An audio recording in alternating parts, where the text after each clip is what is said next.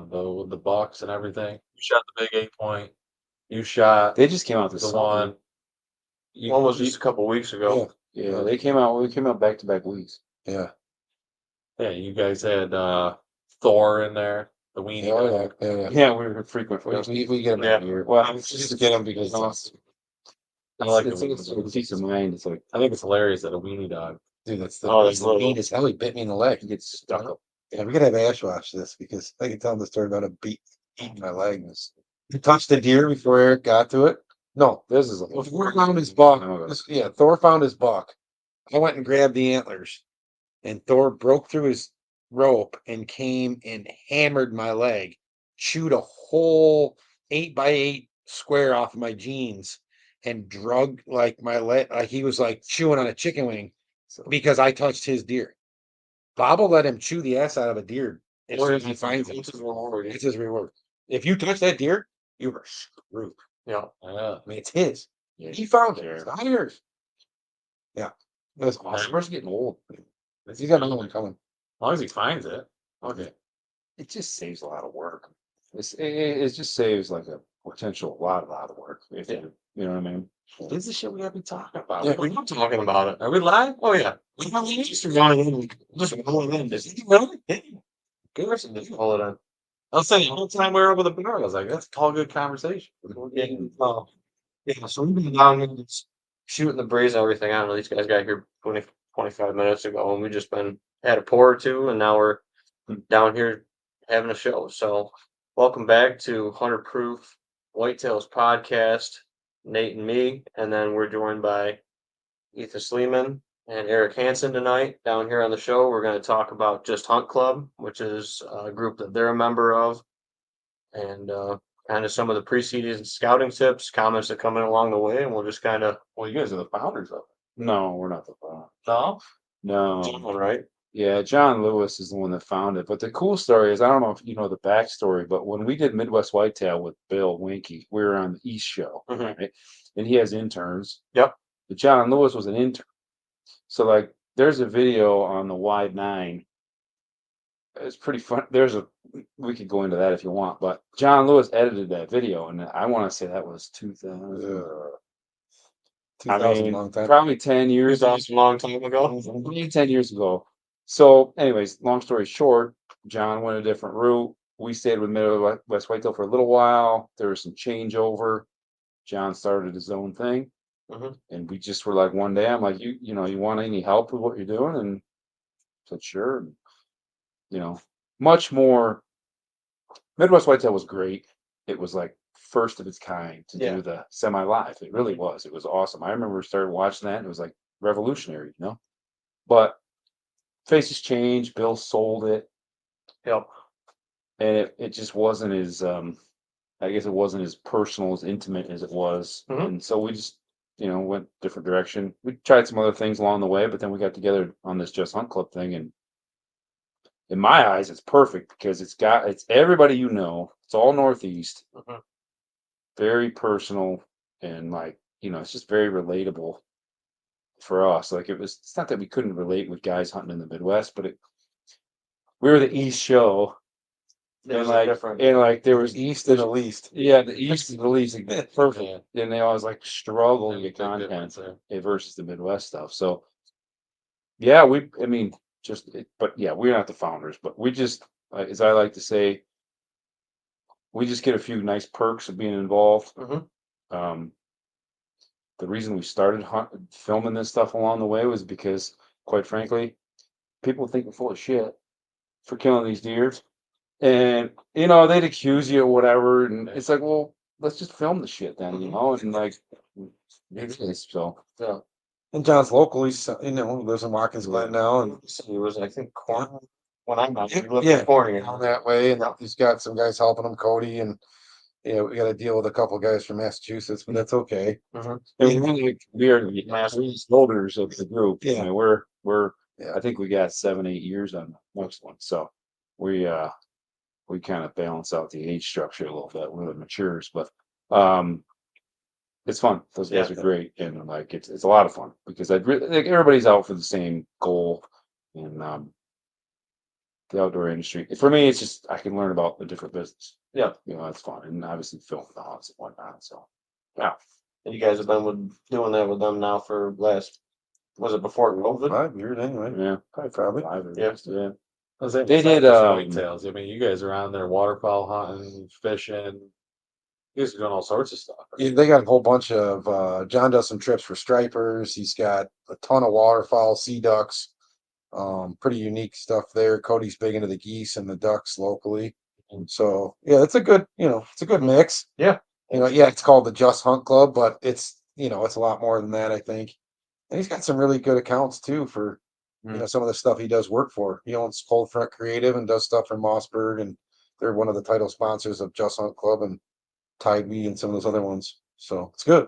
Yeah, I know. Wes O'Connor's actually my Oh, yeah. neighbor. is he? He's a Nice? good dude. Yeah. Yeah. Wes So- is great. Oh yeah, Wes was. He's a good dude. I was a little apprehensive when that neighbor sold because that neighbor was great for shooting every 2-year-old on the block, but then he would end once he was out of tag, so it was fine. But Wes gets a little bit more picky. He's killed a couple of the good ones Yeah, over the last couple of years. He's been on it. It's better than Like, yeah, he was way better, way better. Like a couple of the bucks that we were after. One of them we called Nate. No, not Nate. Was the one that Nate shot. His buddy Nate. Yeah, shot Nate. Well, he took that buck, that big 8 with that split, bro. I remember having him drag that out. I was like, "You guys look like you're having a hard time." I saw him down the bottom, and I just dragged out to the road. So, yeah, but no, Wes has been a really good neighbor. And he's somewhat on the same page, Oh, he's it's nice to have, the neighboring property, people that are hunting it kind of have the same idea or target deer that you're after. You know what I mean? Like same age class, or you're not. But The neighboring there's- property's not getting piss pounded. And That's the really cool thing, though. Is Wes is different than I, and we're just one property. We share a border. Like his property is the north end of, like I was telling you when we bought our farm. His property was one of the pieces that got sold off of that piece of tax auction, and then the piece across the road, and then the piece to the south of that one. So it was like 4 parcels. Kinda Wes like- bought it at the auction too, or not? No, He bought it. he bought it after the fact from Tommy Smith. Tommy bought it from the farmer who bought it, and then realized that there was nothing he could make for tillable on it, so he sold it to the guy that owned the house. Tommy ended up with a nice piece of hardwoods, cut the shit out of it, made some money, and then sold it to Wes. And yeah, Wes has been there since I think 7 years now, 6, 7 years probably. it should be a fun one to have on the show too. Yeah, I've been trying to. Wes doesn't like getting in front of the camera too much. Oh, really? But that's Didn't cool. they do a doe day at his house too? Might have been right next to his farm. Oh, yeah, sure. Remember? Couple These years people, ago. they want to spin it. It's flatlines and what they're doing. Yeah. It's really awesome. But, Yeah. yeah. I was thinking about your situation and compare it to ours. Like, we got some decent ground. I think our biggest chunk altogether is down the southern tier, Mhm. right? Around these other parts, it's small. Mhm. But like when you got a neighbor like that, you can all of a sudden start getting to, we're going to pass this 4-year-old Oh, because yeah. you got confidence in them. Like we don't have that right now at all. We don't. That's a big step. That's a huge step. Yeah. So it's pretty much we got no like we communicate with our neighbors, but there's no communication about here's this 4-year-old, we're gonna pass it. It's not happening. So- It's not. So how the whole neighborhood kind of came together was probably 8 or 9 years ago. We had a huge poaching spree, and we ended up pinching them and getting them, on it, and prosecuting them and all that stuff. And it was because of communication with neighbors. Like, it was literally a neighbor calling me. He was like, "Hey, I see you're having a struggle on the back side of the fence, getting that deer out. So you need you need a hand. Just don't bring the down. Fix the mountain out east." And I was just like, okay, what are you talking about? So we ended up getting them. We ended up pinching like 7 guys that day. They tried to push the whole block out. And that's kind of what spurred the whole conversation. And then it's just kind of progressively made stair steps from there. But some neighbors are, I call them, they're 100-inch hunters. First 100-inch deer walks in front, they're going to kill, which is a great deer. But there's a lot of them now, like Wes and Ethan and some of the other guys out there that, they're going to let most of the 3-year-olds go unless he's a superstar. And that's where sometimes it sucks. A nice 3-year-old gets whacked, and I'm guilty of it myself. I thought he was going to be a nice 3-year-old, but he was going to be my biggest buck with the bow. But he ended up coming back at 4. But, Well, that's oh, a right good compliment. oops. But and again, I get it. Spur of the situation, bucks comes chasing the doe, and you shoot him. You think he's bigger than he was. It all happens. But Yeah. but no, it just takes time, dude. Like I said, it's been '07 now, so we're going on 17 years in the making. Yeah, Over there. So it's been a while, to get where we're at. And it doesn't happen overnight. The first probably 10 years of that was not easy. The last 7 is most of the stuff down here. But once it started to take form and better Yeah. neighbors and better neighborhood and getting a feel for the ground and getting it where we wanted it, Yeah. that was a big piece of it. Yeah. That's a cool thing too about Southern Tiers. You can see that progression Mm. of the Yeah. improvements, and it makes a big difference. Yeah. It snowballs for sure. Yeah. You get some momentum. Yeah. And it just magnifies it. Yep. Yeah, no doubt. Couple questions coming in live. Mark Rasmussen coming in says, "Good evening, guys. 2024 season will be here soon enough." And then Ryan O'Neill comments in, says, "Hey Ethan, what's the biggest deer you've ever caught?" Ryan O'Neill. I still owe Ryan a call about chestnut trees. I think he bought some cheapos at Walmart. Real quick, Ryan, I'll answer your question. So don't put those in wet ground and put them in a tube so the deer don't eat them. I brought these guys some chestnut trees too to try out. My buddy and I at school started basically taking the seeds and stratifying them over the winter, Yep. put them in the fridge, and then we grow seedlings. I got about 1,000 growing right now. Oh, And I sold probably 300 or 400 this past spring, so it was a lot of fun. But the biggest one, that's one thing Eric and I talk about a ton is we really don't shoot deer on score. It's just not something that do we score the deer after we shoot them? Sure. And it's fun. But we love shooting them on age. We had a couple bucks this year that wouldn't score, like I said, 90 or 100 inches, but they're for sure the bullies on the block. They literally run every other buck out of the neighborhood. And those are the deer that we're after. And so, the biggest one's probably that 7.5-year-old. Yeah, it's Carlos. Carlos. And that story, and we'd be here till tomorrow morning about the encounters with that deer. But 7.5-year-old, I think he scored like 149 and some change officially. If we worry about it, I don't have any deer in the books at all. Just like I said, the important part is the process, the development of the property, the food plots, and all the stands and blinds that we're into now, and the pursuit, hunting in saddles. We could go on and on about that. I mean, it's an incredible journey. And then you run a saddle now? oh, we've been doing it for I'm afraid of heights. I'm more confident in a saddle than I am a tree stand. So believe it or I've not, heard them from a having that that point of contact on the tree is by far a lot more comfortable for a guy like me. But either way, yeah, we don't the fun part's hanging them in the barn, having a couple drinks after, telling the story a few times, having people visit the next day. Yeah. That's the fun part. Yeah. So as far as size, that's probably my biggest, but it's Probably also in this situation most memorable too. that's I'd say so, just because absolutely. it's straight right.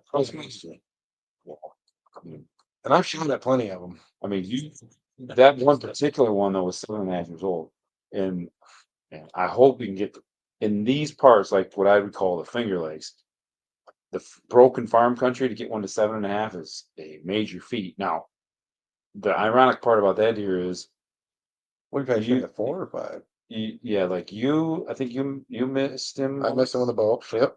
I hit him On the shoulder. Yep. twice Mhm. with a bow In the same And- season. in the same season, right? Yeah. Yeah, same season. And then I think that was 5.5-year-old.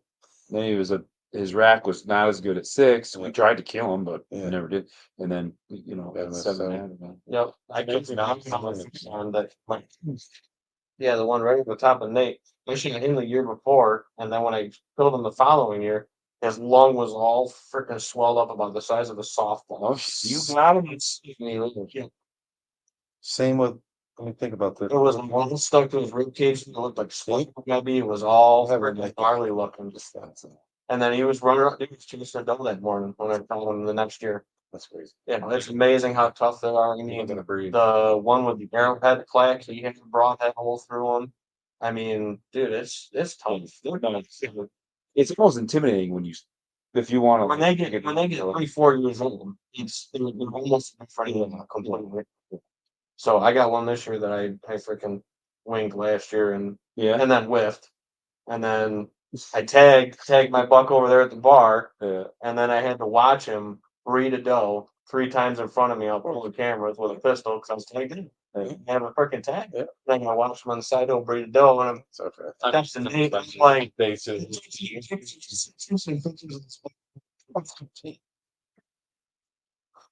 but he made it through the season, so we'll see if he shows back up again this year. But That's the best part about not getting them. they get bigger next year. Yeah. No doubt. Yeah. So what'd you say? 146? 149. 149? Yeah. Yeah. Shot at plenty over that out in the Midwest. My uncle owns a farm out there and been out there a few times, but slung some arrows. Yeah. Oh yeah. Yeah. Yeah. No, it's not about. Like I said, I mean that guy. He was 5.5, and he wasn't even 120 inches. Yeah. And what do you, And that's what he's always been. 118? Yeah, like 118 maybe. I didn't think he was going to break 120. All the sheds are up there at the bar. I mean, we knew the deer like crazy, and then I moved in. And that big whiteboard you see over there, you give me That's give me another month. Yeah. That thing will look like a serial killer's board, dude. What's on there? Those are all the targets this year. That's cool. So I go 1 year to the day on those bucks, and then move in and kill them, and then pick one and go after it. So those are all the bucks, and then I'll move in. I'll put the dates on it, The other thing and back then I'll have them all lined up, and then I'll move in on them on those days on the specific properties. And based on history. Past photos and past encounters. Yeah.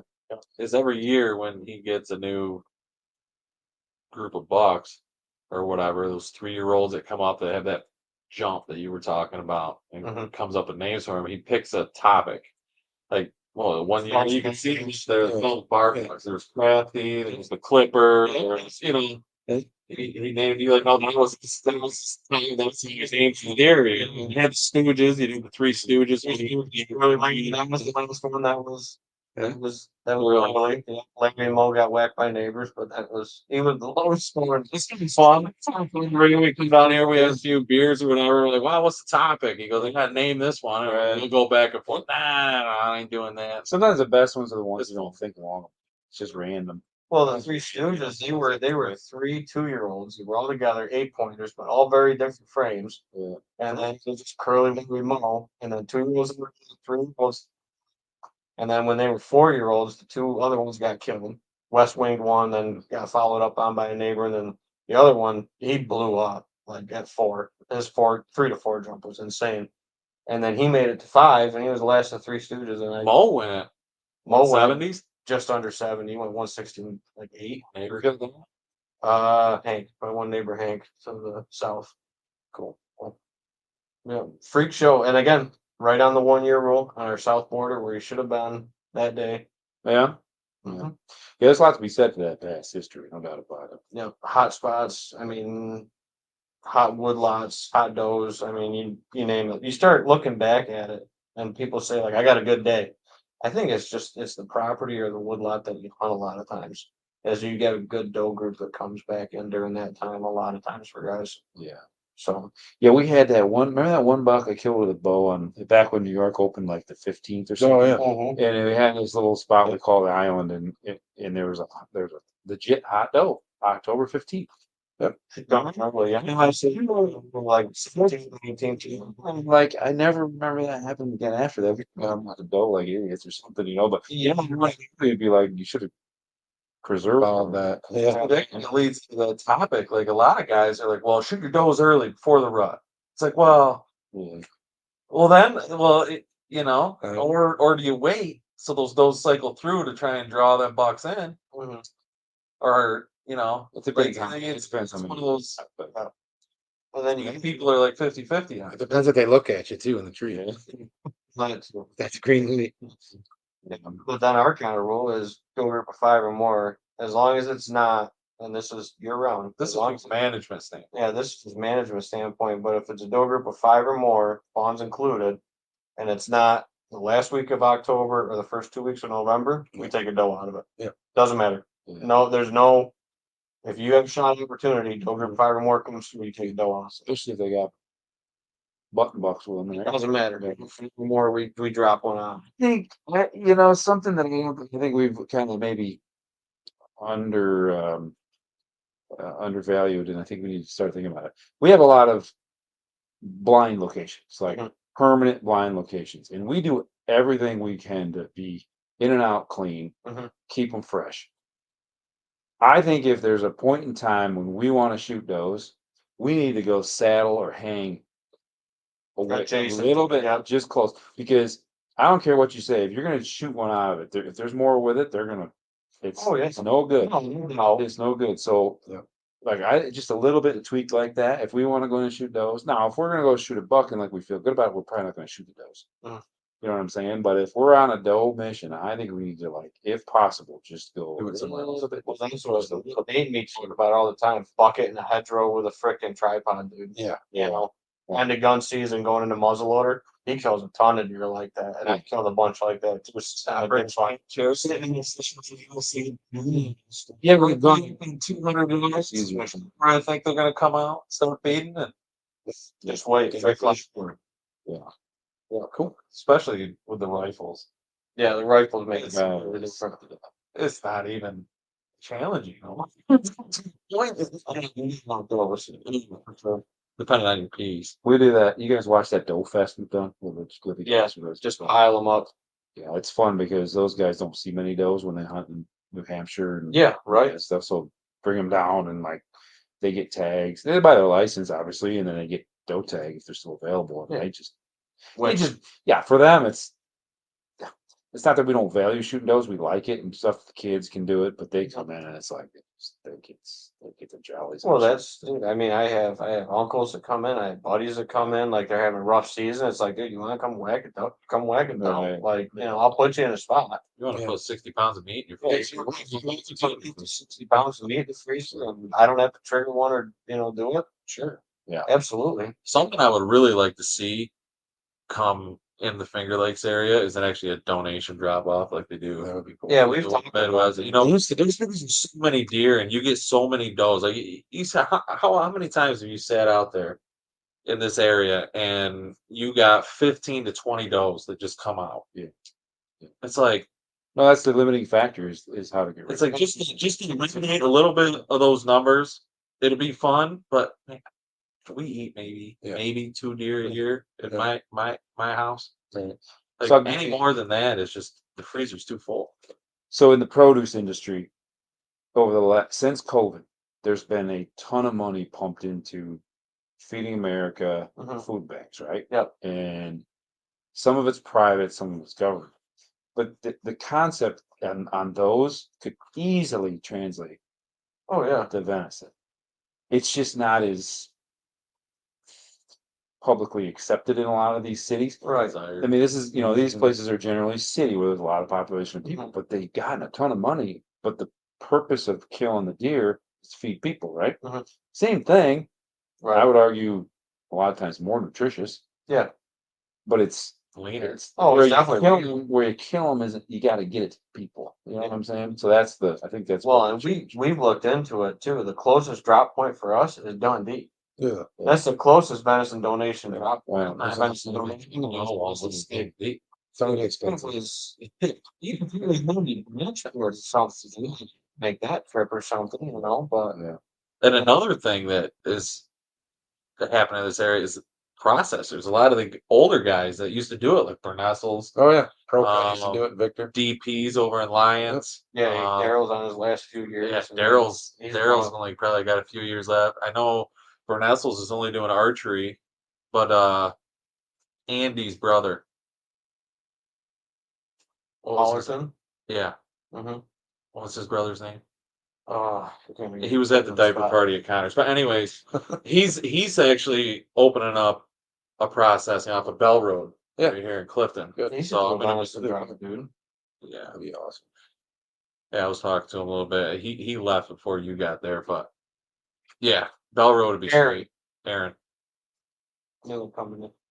Yeah, and you gotta get people, I think you gotta have, certified, you gotta have all the food grade, food Yep. safety stuff too, don't you? That's a challenge, that's a hurdle. I know. What's the other one that just showed up over there? Serendipity, over there off 96, just before you get into like Farmington. I think they're doing a lot of cutting now. I've heard some decent things about I've it. heard a lot of good stuff about them doing processing, so I don't know if that'd be an option. I would drive a doe over there to donate. If they were donating the right to venison donation or something. Right. I mean, I would even, And I shoot them for families too, dude. yeah, if we Like, killed, right, you could do that first, but like, even say it was in Rochester, like, if we killed 2 or 3, oh, I'd probably drive it there. I'd drive it for the food bank, absolutely. If somebody was gonna let it go to waste, 100%. I'm sure Hulk will give you a tax break too. We'll pull them inners out before I drop it to them though. Yeah. What? I'm gonna put those out before we go there. We'll donate the burger. Yeah. Up the extra. Yeah. 10. All right. Gotta catch up on some questions. Perfect topics. That means somebody's actually watching. Oh, dude, we got a whole. I got a scroll. It's one of these. Oh, You watching? No, it's the Dilf, Nate. The dill? Yeah, Jerry. Jerry says, "Have you You guys guys logged long your you trivia? you talk to the dill. Yeah, your trivia time this year for getting out there to For shoot your me? guns?" Not my rifles, not yet. No, I haven't shot my rifle much at all. Well, Bow. the I've been Bills shooting don't my bow. understand. We got a 2-year-old and 6-month old. the time's limited. Yeah, I can get her to shoot a few arrows with the bow and put her in the bassinet or the stroller when I shoot.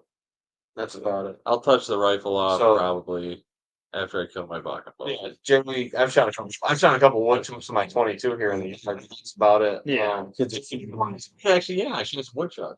A bunch of custom loads for us. We didn't ask for it. He just started dropping off ammo Sweet. for us. So That's a good. I appreciate it for Jerry. But he's a Connection great there. guy.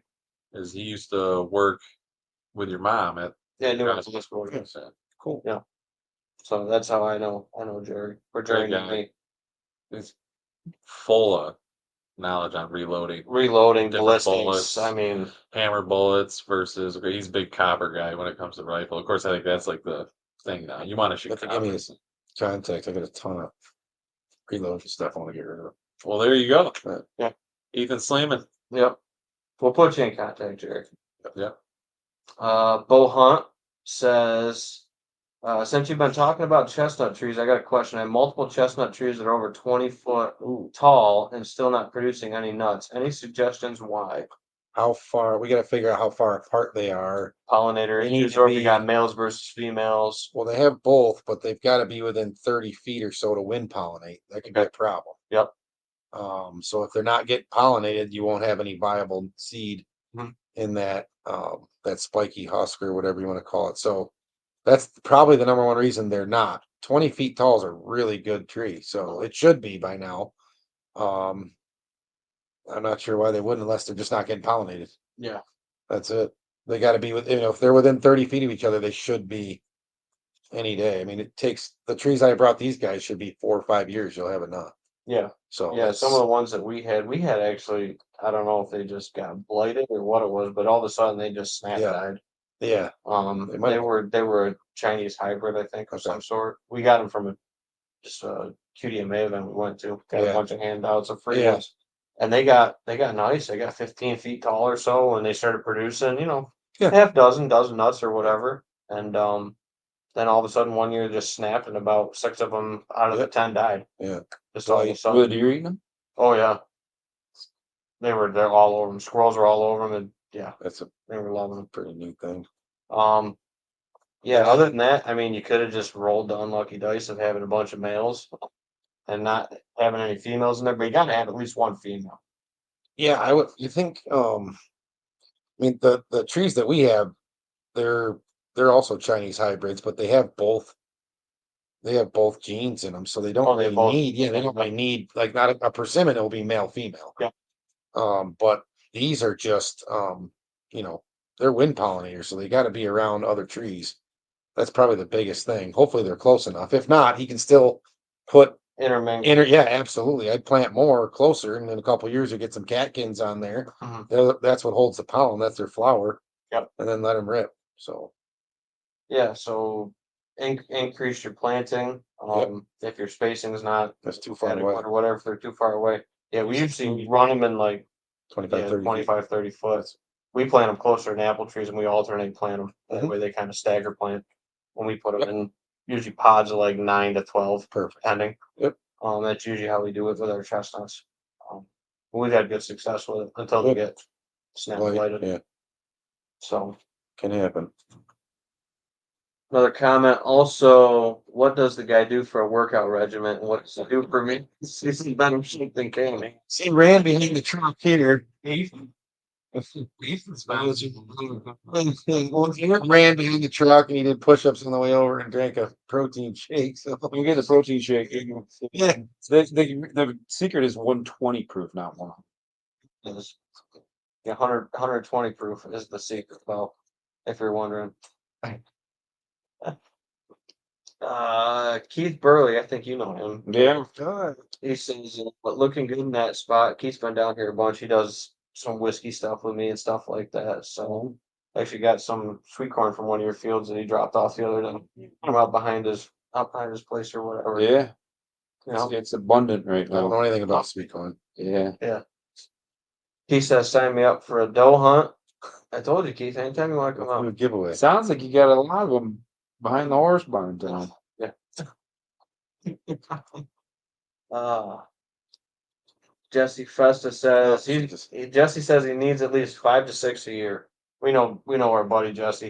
They eat probably 5, 6 deer a year. Oh, Sleeman knows Jesse. I know Jesse.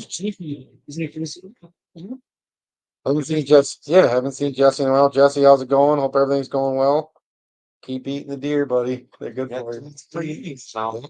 He was on trout and deer diet. Now he's on a salmon Oh wow. venison diet. Surf and turf. Yeah, I love it. that's what he lives on. Good. Wow. Just watch the Mercury and they'll say Lake Ontario. No, he's got it figured out pretty good. We actually did a live podcast show from the water jigging. Jigging for salmon? Or, No, trout. oh, Lake say trout. Lakers, yeah. Yeah, we gotta go out and do that again with him. That's fun. Where's he getting sand? No, yeah, like where? Lake Ontario, okay. Really? I think he's catching them at Seneca. Was he Can catching? You can No, they'll be Lake Ontario. Okay, so it's- If the lake train will be KU or Seneca. Yeah, trumpet they bounce around all the time. Really. Yeah, he goes all over. sweet. Yep. So, Good deal. Jason Ash tuning in says bilingual bow hunter in the flesh. Actually, that was one of those clever nicknames that I've been given is bilingual bow. I talk Spanish because I've got 40 some Mexicans working. Yeah, but I was thinking about that. Right. So yeah, Jason Ash and just typical fashion kind of the bilingual bow hunter. That's good. That's pretty funny. Actually, he was in true form Sunday with a track hoe out there digging water holes. Yeah. We have the Mexican mafia digging the. So we rented a mini, and the guy one of the guys we have working for us runs giant excavators in Mexico. Like he's really good at it. So there was we rented this thing and like it doesn't require my time to run it. They bring him, tell him what we want, check on him, he gets it done, and meanwhile we're doing other stuff. So Yep. That was awesome. It was. How many water holes we put in Sunday? You get a smiley way. Or what's that? You get a smiley way. Is there like a van that pulls up and Yeah. some guys lunch every day? no, Not every day, no. not every day. But So Trammels, when they had the apple orchard before they ripped it off, Yeah. they had all come on. the Mexican. They had a smiley wagon that showed up and fed them guys lunch every day. You get there and get like authentic. Yeah. Smiley Oh, yeah. wagon. They were so good. Real good. Yeah, it's good Yeah. stuff. Oh, Yeah, it's great food. It's one of my favorites. But Mhm. yeah, they cook pretty good. I mean, there's they don't. It's all males. Mhm. So like if they have a girl or wife or here and there, sometimes they'll cook and bring it. Yep. Yeah, it's pretty good.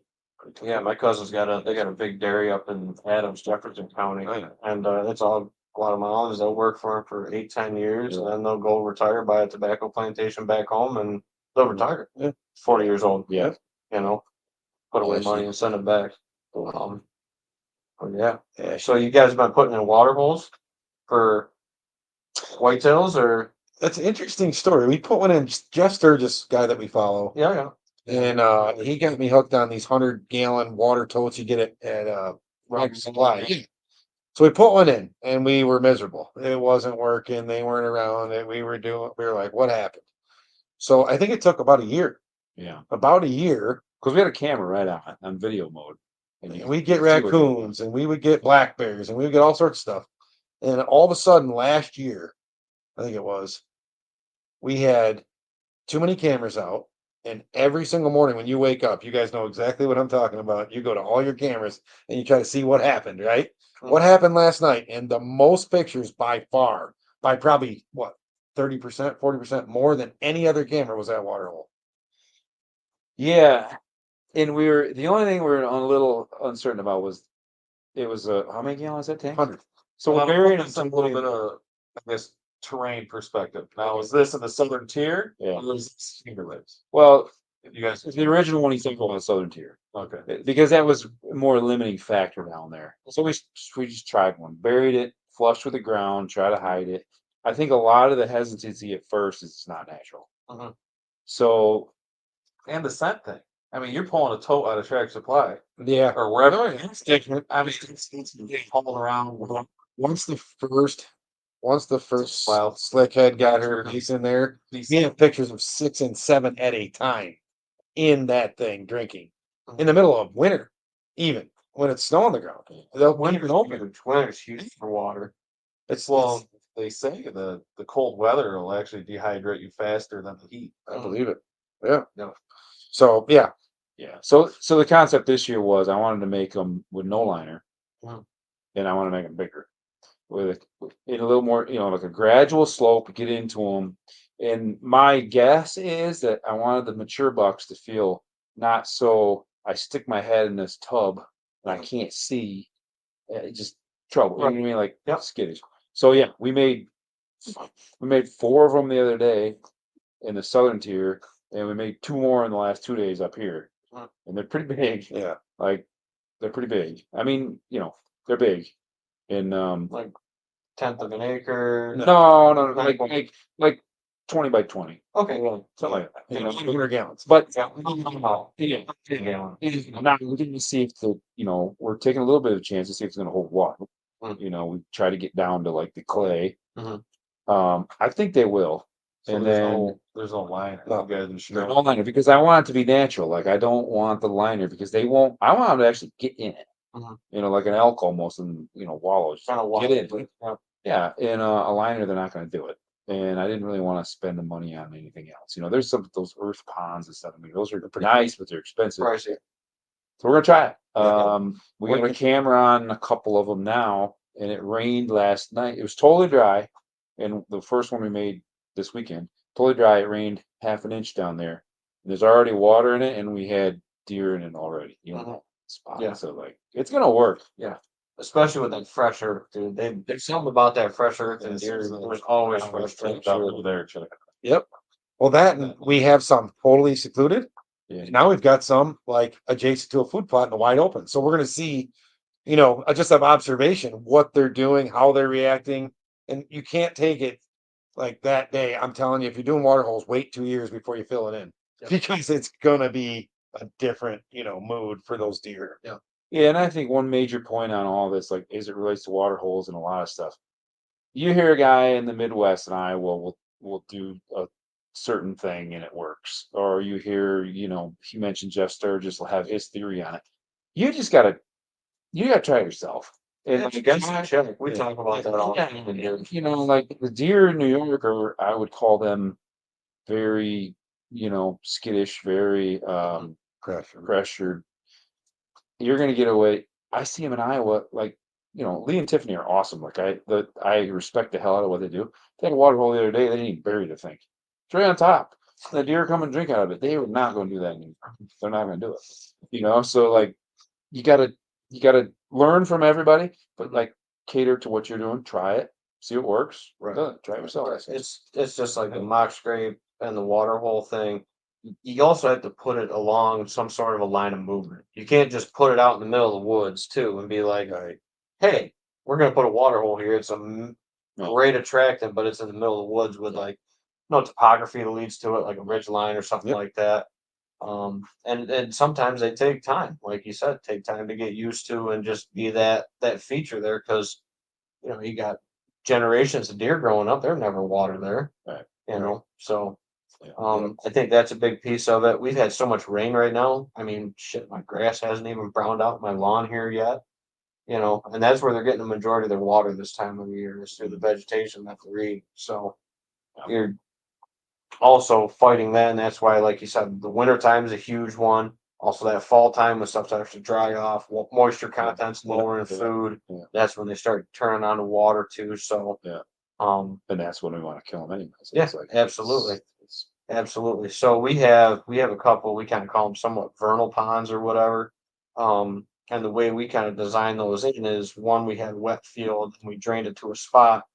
But, and this is a tip for folks at home and you guys too, if you're not, weren't looking at that, but you can go on the NRCS website, Web Soil Survey, and you can find where your low pockets of clay are in your soil. yeah. And then you can find it ahead of time. And then if you Before got to you- move it or put it somewhere kind of adjacent to it, and it's not an exact science. I mean, they did that back in the 50s, the Web Soil Survey. But you can find where those pockets of clay, based on the soil type, come up closer to that, that level. Yeah. Yeah. So that's just a good tip, and it's super easy to find. You Google Web Soil Survey; it's like the second one down. It's got a little green button. If you click on the link, it doesn't have a little green button on it. You click on the wrong link. That's the easiest way to explain it to people. And you can walk right through it, find your property, draw your area of interest, go to your soil information, and you can find, depth of water table, clay, all that stuff right in the basic soil breakdown. So that's another good thing too. To, like you said, rather than digging a hole, guessing and checking, you can kind of take some of that, a little bit of slide work out of it too. So I've been actually doing a little bit of that water hole experiment. I don't know if you guys went on our page and looked at any of our past posts or anything, but I did a kiddie pool one, Okay. right? And where I set it up, my thought was because I don't want to go in there with a kiddie pool and I don't want to refill it every 3 days. Right. You know what I mean? Like how fast these deer going to drink it? How often are they going to hit it? Yeah. And honestly, it really hasn't gotten too much attraction. But I also put it in like 2 months ago. Like you were saying, maybe it'll Yeah. take a year for them to maybe get used to it or the scent thing. But my thought on it was because it's a big hill that I hunt on, is if I set it up correctly and I build, this is something me and Ben are pretty big on, is actually manipulating your terrain to your advantage of hunting. So set your terrain up, set your stand up to how you want it to manipulate the deer. You know what I'm saying? Exactly. And so I set that water hole up on a natural runoff. So when we get a heavy rain, you can see where the water washes out the leaves and you get a heavy rain. So kind of I had all this in my mind when I did that little corner setup. And at about 32 yards is where I have that water hole. And it's right on a washout. Perfect. So hopefully, with all this rain we're getting, Yeah. it naturally fills itself up, is my theory Yeah. on it. And I have been checking it, and it has not gone dry yet. I actually have had some fawns drinking out of it. I've had some does sniffing it. I Yeah, can't they'll get to confirm it, that yeah. they're actually They'll get to drinking it. out of it, but it's That's crazy too. Our 100-gallon, we've only put water in it one time. That's how. That's it. Yeah. It's probably 2 or 3 inches low now. It went up another half inch last night, so we probably won't touch it this season. But another tip for those too is putting a stick or a log in there. Predator studs. Exactly. Yeah. You gotta have it so that it doesn't get all pumped. You know, the We don't have it big. yeah. You don't want some not the big ones. Yeah. Exactly, but those plastic, yeah. Sharp edge Yep. stuff. Yeah. Yeah. Especially if it gets down, quarter of the way, halfway. Yeah. Mhm. We'll see. We'll see how. I've been on climb pieces for consulting and seen squirrels, mostly squirrels. I haven't even heard of fawns dying. It's terrible. I've heard that. Yeah. The bigger ones, yeah. I remember fishing out in the lake, seeing a fawn just floating by. Ugh. Keep doing it out here.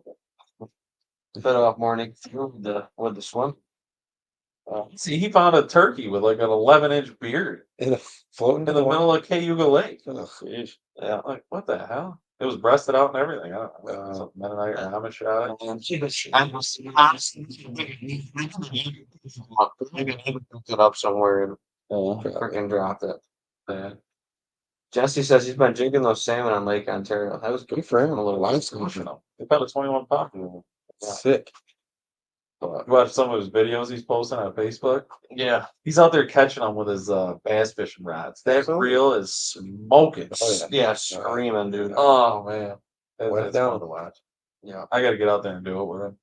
It's been too busy. So, I guess one of the other things we want to talk about this episode was kind of your preseason scouting and kind of what your guys' mentality is as we're going into basically the first days of August here tomorrow.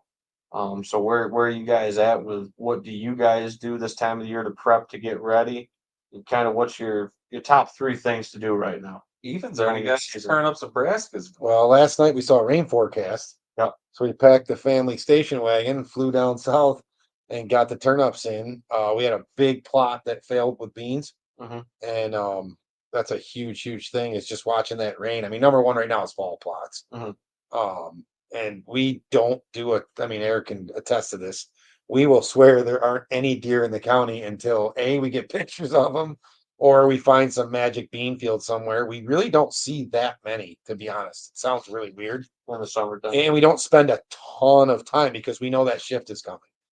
And that's another thing. Everybody gets really excited, and it is cool. Velvet picks are awesome, and it's one of my mentors. The deer and hunt season. When I was 10 years old, Summer. he got so excited for hunting that he couldn't really even try to think about it until it was time because he would get so worked up. So it's like, oh God, he's over in this bean field. Well, that's 6 miles from my, not that far, but you get the idea.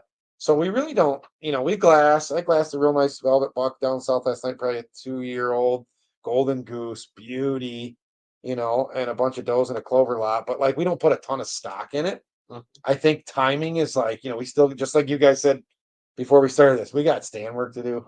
We're doing blind work. Scumming's like an afterthought because truthfully, with the cameras the way they are now and these cell cams and kind of the way we hunt, it's really game day. Like November, October 25th, you get a picture, that's your scouting. Like you're going. Versus August 15th, you see 148-inch, Now, whatever. So that's kind of my take on it. But Yeah. there's more than, a pecking order. But crops right now is number one, just based on the rain. Getting work done. Getting work done. I mean, our deer right now, it's almost 100% based on history. Mhm. So Yeah. it's Yeah. like we haven't laid eyes on maybe one. Repeat. Yeah. It's just like they're all here because we know what made it last year, Mhm. and it's just a matter of when they show up. Yeah. And I don't know where we would have like now, probably 10% of our cameras. now you guys hunt very similar to how we hunt. We have our own personal pieces or leases or anything like that. Now, if I was a public land hunter, Mhm. I would be scouting Okay. because I can't manipulate the land. Yeah. I mean, we got a real good buddy, Tristan, that does a ton of that. I And can't go he's there. I can't. he's Can't just- the food. yeah, he's Can't going full. do anything. Yeah. That's what I would be doing right now. International. If I was Doing something, something, many yeah. things. Yeah, but I'd still say you should be if you're doing it year after year. You still be working off the old info. After season, run your cameras. What ones made it? This is what they did last year. I'm gonna expect them to do that again. You know what I mean? But yeah, you're out checking mass crop. Yeah. Stuff like that. So yeah, We'll check to see which fields are dairy to be chopped. We know that's going to be a barren wasteland, so we'll kind of work on that or see where a neighbor hung a stand or stuff like that. But really, the deer is almost like might be down the list a little bit. Yeah. Until there's too much other things to do to sit out there for an hour at night and glass these fields. I mean, yeah, it's cool, but like we gotta plant plots, we gotta get lines ready, stands ready. So it's just that's where the preparation. we got all it's Bring my work week. You want to go to the sauerkraut festival, so this is That's this week. It's just the next week. So we're probably not. No. You're good. She's What's yours? just phenomenal. My sister came over. on, Stuff. 600 Good shape. can sauerkraut on the Seneca Foods the other day. Yeah, we had to go buy 600 cans of sauerkraut. Shit, They don't donate. They did. Oh, Yeah, they don't. We had to go pick them up. So, Kevin? yeah, I can go pick up a bunch of glass of water here tomorrow. Awesome. Yeah. So, The deer have started to like cabbage a lot more, unfortunately. yeah. They've grown to like it. You see any crop damage on it? Oh, it's just terrible. Tons. Yeah. Terrible. Speaking, Late season too. Yeah. Well, speaking of different crops like cabbage, you were talking about Peterson Farms. They do a lot of different varieties of stuff. I mean, I've seen them plant asparagus. I've seen them plant gourds. I've seen them plant and honestly, one of the best years I got over there on that piece that they farm was butternut squash, winter squash. The deer crushed it. Yeah. And that's the thing. You start looking for that stuff. Where is it going to be? And we didn't get into this in 1 year, but it was literally probably 15 to 20 acres somewhere in there of just winter squash. When you hear And every single one, every squash I saw was just crushed. Eaten. yeah, they eat pieces of it, and then Yeah. it's just like cabbage. They go down and nibble on it, and that's shot. Yeah. You know, they'll just walk the row. You know, how deer are. They don't stand in one spot. So Yeah. it's getting that's where we need to shoot some more does. Yeah. I got to remember that when it comes November or October. Like, remember that? Yeah. Remember they were heavy over there? Yeah.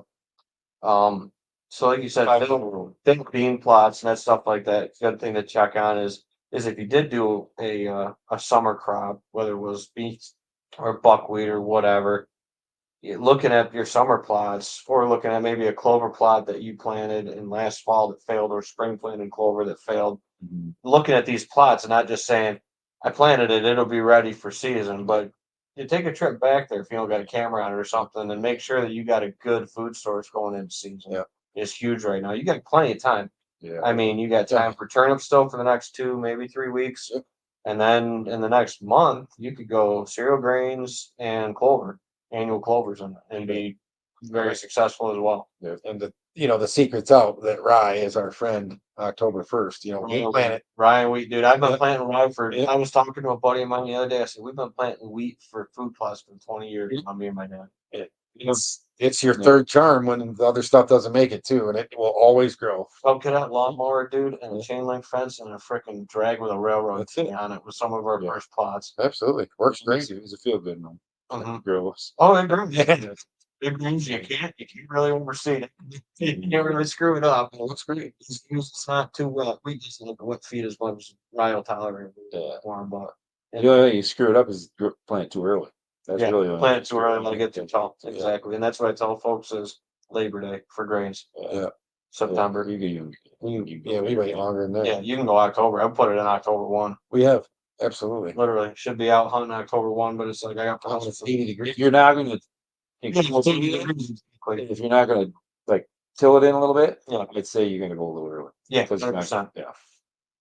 Yeah, give it that kickstart. If you're putting it in though, and you're doing some, dragging or manipulating, getting it down in the soil, yeah, you can go October. But if you're just broadcasting on top, you're gonna be September. For sure. Sure. But then, like I said, I love crimson clover, Balança and Appalachian clover for mixing in with those cereal grains. That's phenomenal. Most of the time I'm fall planting my clovers with a nurse crop of typically wheat is what I like to lean on because rye's got a little bit of that. It doesn't let the stuff grow. It's not as good of a companion crop as wheat is. Mm. So I usually dial down my rye rate a little bit. I'll dial down to like 50 pounds an acre if I'm companion planting it. Yeah. But wheat, I can run full rate wheat and it grows up perfect with wheat. I'll go like 75 pounds per acre with wheat. And if you're putting it with clover, when are you planting that? September. So your clover doesn't get much going to it. Nope, it's just straight strategically for a nurse crop. I'm more focused on the right food plot location for the right design, and then the clover taking over the next Yeah. year, and the wheat's just there to protect it. and provide good green food source that first year. You know, I'm not going for that clover that first year. That's not my goal. They're gonna hit that wheat and they're gonna love it. And that's where we found most of our sheds this year was in cereal grains. So we Wheat and found, rye. yeah. It's there in the spring when it's the only thing green. Beans were touched, dude. I didn't find a single thing I had stealing beans on the freaking chuck this year, stealing corn this year. I couldn't find a single shed in that. Yeah, so, It was all in grain. Yeah. And clover plots. Yeah. Because it didn't get frosted out this year. It didn't seem I was like gonna say, did it Well, work? plus yeah. I mean, they weren't forced to go hit those old beans. yeah. you know, they shift that I mean, March. They nice. start. Depending on stress is Jeez, 100%. We're gonna go to lunch on a bean. No one needs to. Last year. Green moisture content, like we were saying, going back to moisture, dude. There's great moisture content in green growing vegetation. They're getting shit for moisture content in corn and beans in the winter. No. I was literally watching, you know, corn freaking fall on the ground and rot. Man, volunteer corn that I got to try to figure out how to spray out and Yeah. let it in. I got some of that. We're dealing with that too Yeah. much. You know, That's a good problem to have. We had a lot of grain though. that means we had enough. You know, that's It means you had enough. It wasn't like I said, I just didn't see him on grains last year. It just or not cereal grains, but like hard grains, corn beans. But We've had a lot of luck too, putting 30-40% clover into turnips oh yeah, to get it established. And then the next for March, that 100 yeah, fruit blend, man. That's Yeah, that, and then that's just- just clover in it. frost seed it in March the next year, and then you get real good rot, you know, with the bulbs and stuff. That's a good 1-2 punch. 100%. No doubt. 100%. Had a That's lot the of way. luck. That's the way that blend that I They set came up it, with yeah. that we promote that 100 proof blend or whatever. I know you guys do frigid forage or whatnot, Yeah. but any of those brassica blends, you can frost seed into those very very successfully, and then mow off your brassicas before they go to seed the following Yep. year. Yeah, It's a great crop for, like you said, 1-2 punches. Awesome. But yeah. Cool. All right. Well, that's 57 minutes. Anything else you guys want to touch on? We usually shoot these for a nice, quick, crisp hour. yeah. So- I mean, you could talk forever, but it gets people don't have the patience probably to listen to our bullshit. Yeah, that's so what, much more than that's what we should. Plus whiskey's over there. so I mean, what you want? The gun game is free. We made it trying new stuff. We got news for the whitetail world. So No, we're looking forward to it. We got some bucks on the hit list. We know that made it. mhm. Ones that strategically, we passed, and there's always those, the most fun is those new bucks that just show up from somewhere, somehow, some way, and yeah, I think like when we go back to when we say we started this whole thing, right? We wanted to show people what we're doing, and it's above board and it's legit. But also, it's like for me, as I've gotten older, like I like to help people, right? If they're interested, I I like to see people grow and get better at stuff. So I do a little bit on Instagram, and then we got the Just Hunt Club stuff, and like the enjoyment for me is like, let me do. It kind of drives me nuts when I see a guy do the same thing every single year. Mhm. I go out and I shoot the first year and a half old buck and do it. If that's what you want to do, fine. But like for me, I want to like push the limits. I want to get better every year. I don't care if it's deer hunting or business or whatever it is. So like if we can help with that and help somebody else kind of learn, that's awesome. That's what we want to do. So Yeah, that's kind of what, that's kind of the whole point of the podcast. yeah. Why we do this is just trying to communicate with other hunters and, people that are starting out, maybe give them a little kickstart, some ideas that they, for sure. Yeah. especially people that, don't come from a hunting family, and we've had I don't think you come with a hunting family, it's, a different style of hunters, because I mean, I was that, my whole family was nothing but deer drives Right. when I, starting out, and I'd see my uncle. He'd shoot big bucks, and he's killing more deer than we are, and we're doing deer drives. I'm like, what the hell's this guy doing? Yeah. And, I went over and I forced myself onto him. Like, no, you're taking. Right. I don't know what you're doing. And he accepted me. He took me, and that's kind of the same idea.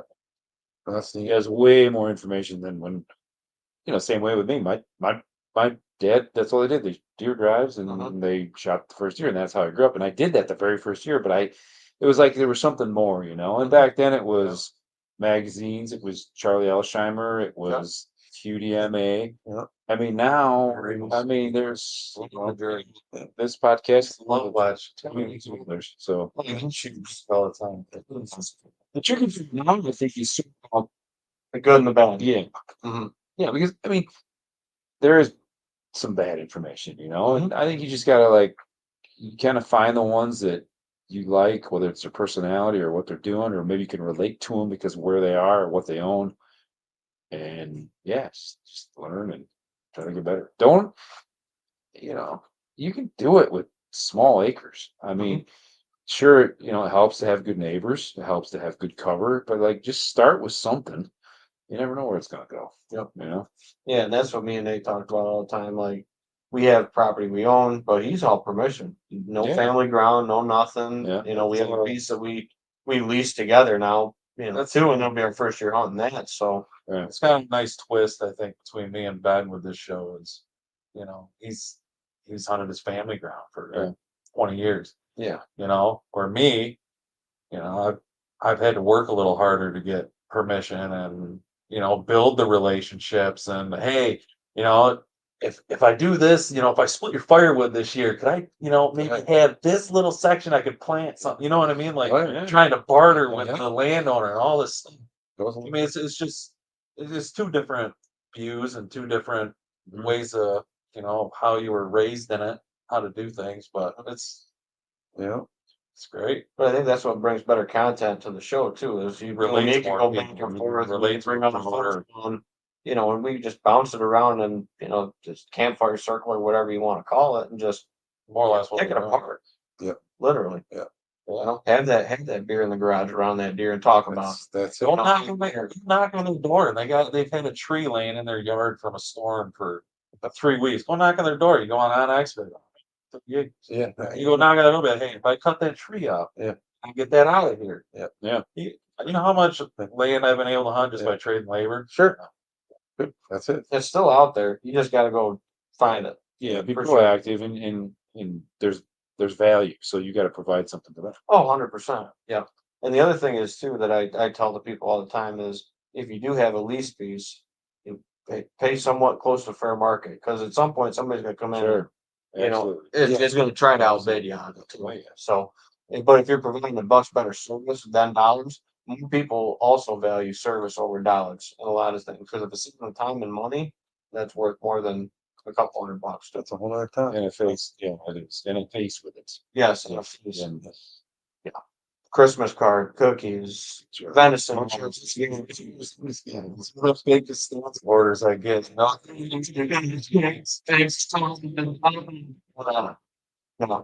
So Man, those hot dogs were great. Hey, what's what? yeah.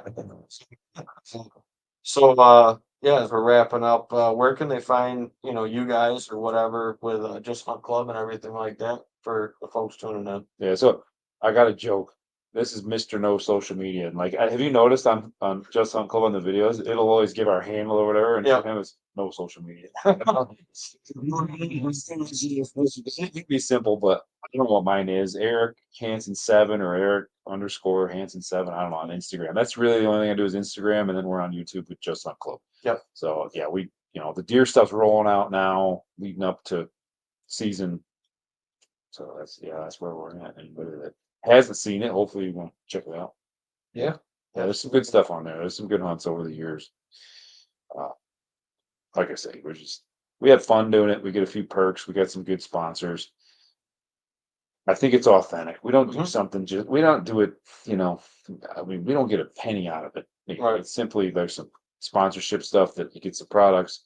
It's fun. It's the camaraderie. It's just like this, it's good people. It's based in the Northeast. It's fun. Yeah, when your guys' episode came up and I noticed you on there and I clicked on it. And I was pumped. Oh, it's I was watching. I was like, it's like that's all those people. that's a conversation. And that's something me and Ben are actually going to try doing this year. Is doing some filming, and we're going to try putting out a little YouTube Yeah. series, I guess. Yeah. Seasons.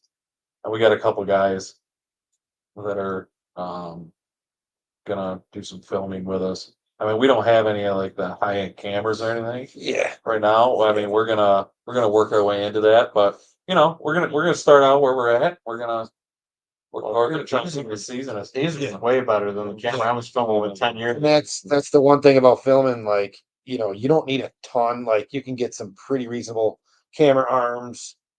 Cameras have come down a ton. They got a lot smaller. Our big ones, you should see the ones we used to carry around. Oh, And honestly, like a car. like not to like discourage anybody, but like just try to film a hunt. Like give it a shot. Mhm. It's a lot harder than it looks. It's really, really intimidating at first, but just try it because when you get stuff on film, like deer, breeding deer and like all sorts of crazy stuff, like you will always have it. Mhm. That's even the value too, is like my son's first bow deer is on film. Yeah. And it's on YouTube and it's just awesome. Yeah. You can hang on to it. And our guys do an awesome job of editing.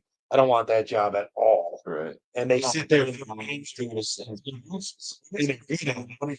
on their videos of those guys in the production scenes, the Just Hunt Club. I mean, they didn't even want to talk to you about off Yeah. camera. And they don't even like when like him and I'll go hunt together. They do not like John and they'll see the camera. they don't want to because we are not good at stuff. Like we want to hunt and kill shit, but like we I think we're getting a little better, but Mhm. we're far from it. So yeah, we usually have the other guys come and it works way better that way. So Yeah, give it it's a totally different mindset. Like if you're running the camera, you have to somehow release yourself from the hunt.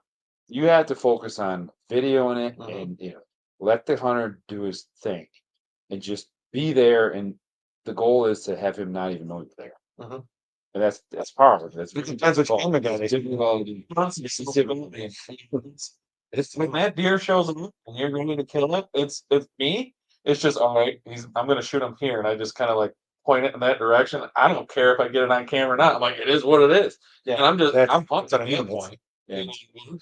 It's- Well, like, to actually get it perfect by yourself. it's real tough. Yeah. Yeah. It's real Yeah, tough. I mean, anytime that I've done it, it's just all right. I'm gonna shoot him here, and I aim it there, and I wait for him to get there, then I Right. forward. Right. Mhm. But you see what they're putting out with our stuff. Oh yes, Like they really take pride in Good production level. quality, 100%. that's beautiful. and like our job is to tell the story, With the you music know, and like you and all got the stuff they you added. got to keep the story 12 months. Like we're filming these water holes we're filming all this stuff Yep. because it goes in. You may never use it, or you may use it. Use 10 seconds, or 5 minutes of it. And just so the more you film, the better. They like the high quality cameras. We have cameras. They're okay. I don't even know what they're called. They're little, you know, handy cam. Handy cams. Like the mic and stuff. But these guys are using really, really good stuff, and they bring them in, and it's awesome. But yeah, they you trying don't need to separate themselves on quality, and I mean, I think it's good. Yeah. I'll show you the setup we got. Cool. Yeah. Once we Yeah, but I'm trying to think. That skull mount down there on the far end of the whiteboard, I killed him on video. Yeah. And then the one behind you, Eric, I killed on video. That bull buck, that's the skull mount. Oh, The skull mount behind you. Behind oh, you. that one, yeah. You self film or was Yeah, it? they self film. Yeah. And then the year that I shot that one that I told you I won long, I got Yeah. the video of shooting him in one long. Well, yeah. The size of a baseball bat.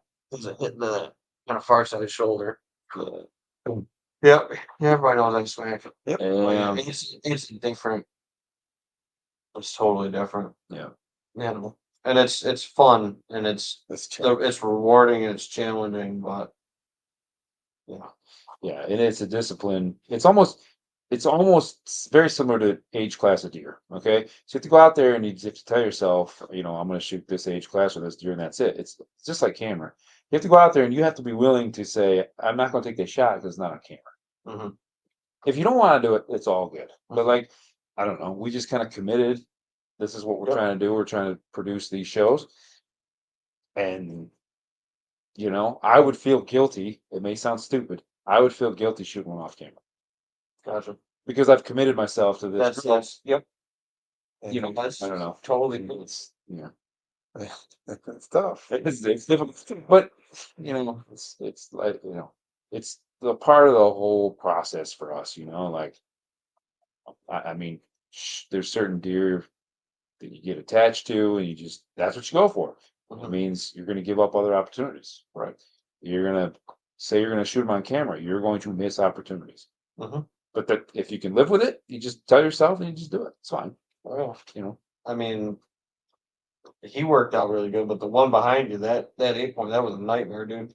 Camera like 5 times trying to get on him, and I'm like, Yeah. I think I'm on him, and then all of a sudden he kind of started to walk away, and he pegged me, and he stopped. Look, he was 2-year-old.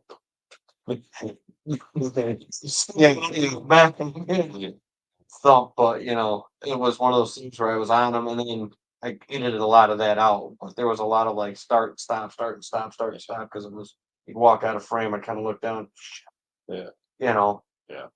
And that's where I got out of filming for a while, because I, scabbed a couple of deer and didn't, because I think I was focusing more on the filming. And self filming is a different animal completely than Mhm. with a cameraman. So, um, Easier in some respects because it's Yeah. only one person and you don't have to hide two people, but Yeah. much more difficult in getting it. getting it to Yeah. to fruition with it. So, Yeah. but yeah, That's a good topic. it's another day shoot. We're gonna end it. We're gonna do the boomer. So thank you for tuning in to 100 Proof Whitetails. This will be available on Apple Podcasts, Spotify, YouTube, all the above, under 100 Proof Whitetails. If you can't find us, let us know. We'll make sure it gets over on that platform. We've had a couple weird ones come in that people listen to podcasts on or whatever, but just let us know, and we appreciate y'all tuning in. Appreciate Ethan and Eric. You can Ethan find and Eric. them and the Just Hunt Club on YouTube. YouTube, Instagram, all that stuff. So cool. Thank you everyone for tuning in. I'll back on next time down here at the bar. Take care. Sweet. Great. Thanks, That's guys.